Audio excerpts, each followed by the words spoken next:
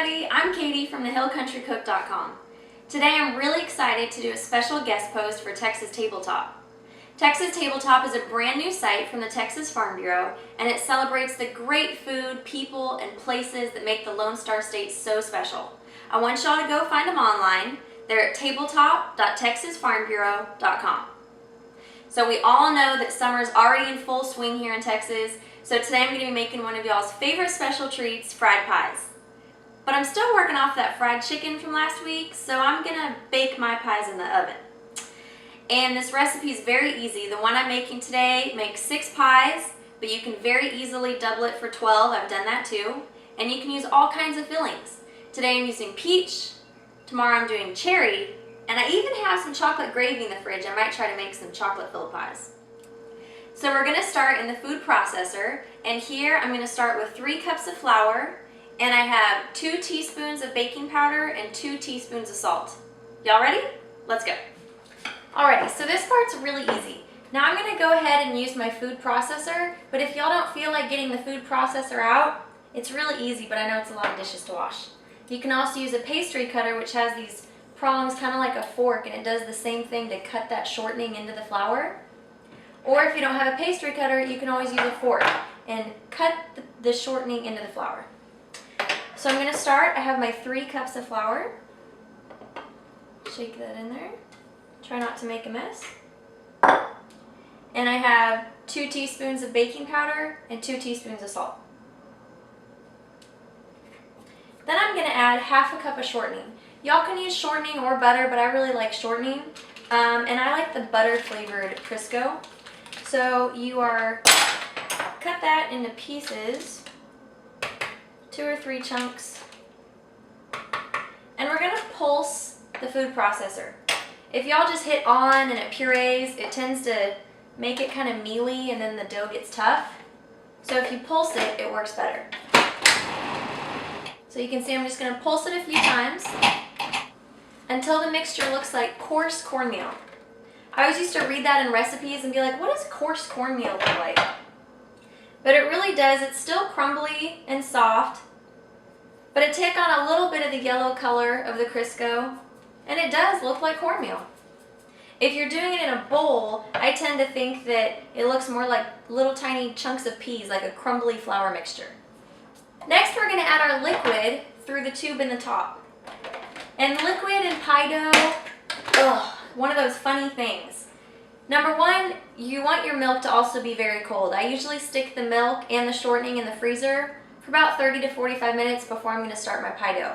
For some reason, really cold helps everything come together, nice flaky dough. You're going to use anywhere between 3/4 of a cup and a cup. It just depends on the humidity. Different days take different amounts of liquid. So I'm going to continue pulsing it as I slowly pour the liquid through the top of the food processor, and I'm looking for the mixture to just come together into a ball.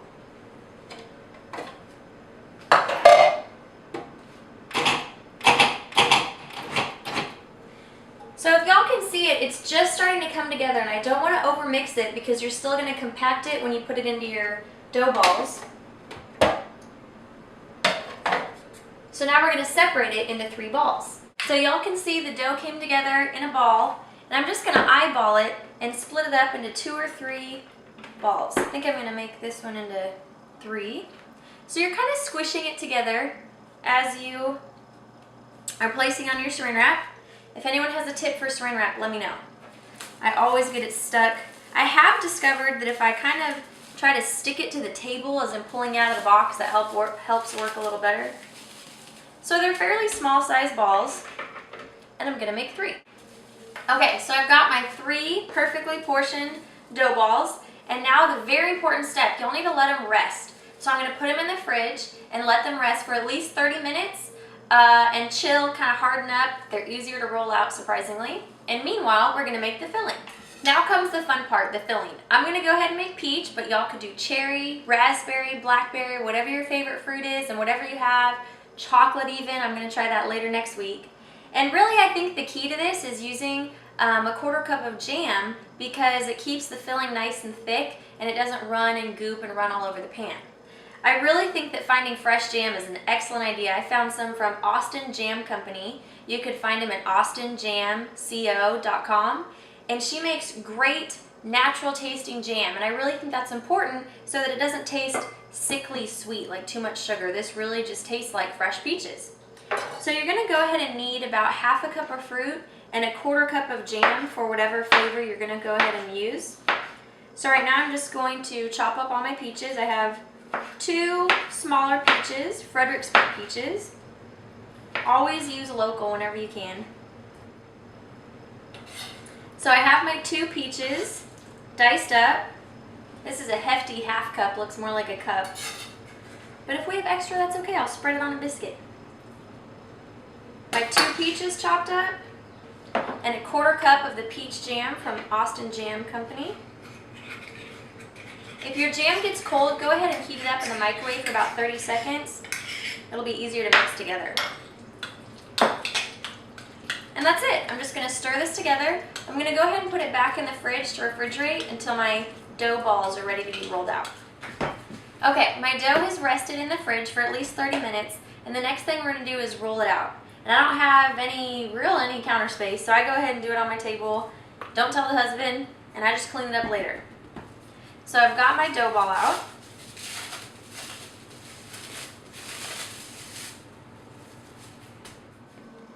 Okay, so I'm just gonna press down on my dough. Get a little bit more flour. And put some flour on the rolling pin. This is a French rolling pin, which makes, you can do bigger pie doughs easier because there's no end pieces.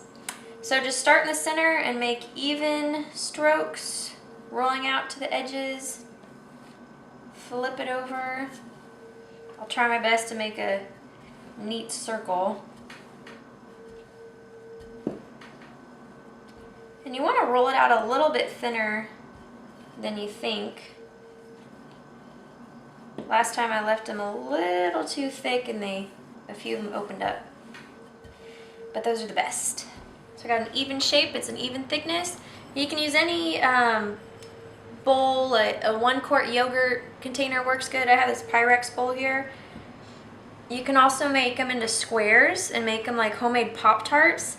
That's a big trend right now. Forget cake balls. The new trend is homemade Pop-Tarts, so you can make them into squares. Or cookie cutters. My Texas cookie cutter was a little too small to make a good shape. So you've got 4 here if you want to re-roll it out and make more. Okay, I was a little more resourceful with my dough this time, and this time I got about 9 pies. So now all we're gonna do is spoon our filling in and crease them over, and then we're ready to pop them in the oven. And put about a good tablespoon in each one. Then you're just going to bring it over, wet your fork, and crease them, crimp all the edges. Crimp them really well so that it doesn't want to open up in the oven. And then we're going to bake them at 350 degrees for about 11 to 15 minutes. While those are baking, I'm going to go ahead and make the glaze. And to make the glaze, I just have about a half cup of powdered sugar. And I'm going to add half a teaspoon to a teaspoon of almond extract. The almond is really good with the peaches. Vanilla would work fine too. And a couple tablespoons of milk just until it gets the nice glaze consistency. If you add too much milk, just add more powdered sugar. If it's too thick, add more milk. Our little mini pocket pies just came out of the oven and they look gorgeous.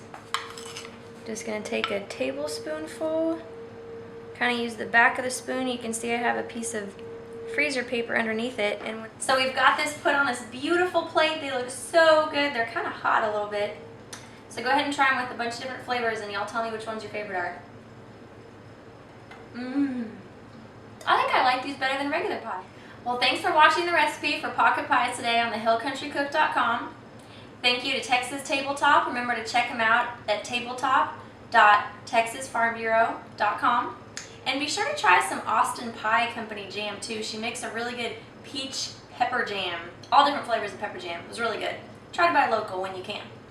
So thanks for stopping by and check out the recipe. And we'll see y'all again next week. Thanks. Bye-bye.